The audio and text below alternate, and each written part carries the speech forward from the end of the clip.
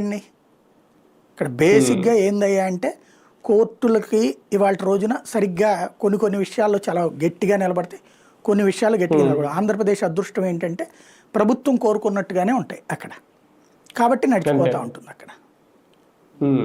కానీ ఇలాగా ప్రతిపక్షంలో ఉండి కోర్టుకు వెళ్ళడం ద్వారా ప్రజల్లో ఏమన్నా ఒక సానుభూతి వస్తుందా? ప్రజలకు పోనీ ఏమన్నా నిజం తెలుస్తుందా? సానుభూతి కాదు, ఇది ఏదో కాడి వదిలేసినట్టు కాకుండా చర్చ జరగాలని కోరుకుంటుంది పార్టీ వైసీపీ.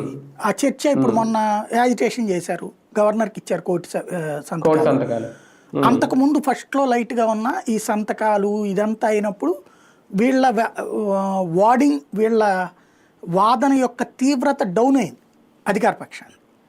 వీళ్ళు చెప్పేదాన్ని ఇప్పుడు పబ్లిక్ అర్థమైపోయింది. ఇక సరే అట్లాగనేమి మన దేశంలో కత్తులు కర్రలు పుచ్చుకుని జనాలు విప్లవాలు చేయరు కదా, కాబట్టి నడిచిపోతుంది. కానీ పబ్లిక్లో అయితే మాత్రం ఇది ఎవరు ప్రైవేట్ వాడికి అమ్మి పడేస్తున్నారు, ఫ్రీగా ఇచ్చి పడేస్తున్నారు అన్న ఫీలింగ్ అయితే పోయింది, గట్టిగా వెళ్ళింది అది.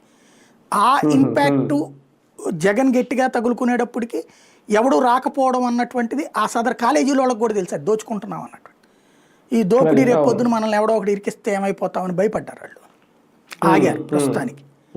వీళ్ళు ఇప్పుడు ఏం చేస్తారు, ఈ వంక పెట్టి ఇప్పుడు ఆ మధ్యన కనుక బార్లకు ఎవడూ రాలేదని చెప్పి మన వాళ్ళకి కావాల్సిన వాళ్ళకి ఇచ్చి పడేశారు, లేకపోతే పాతోడికే తక్కువ రేటుకి ఇచ్చేశారు, అట్లా ఇచ్చి పడేస్తారు రేపు పొద్దున ఎవడో ఒకడికి.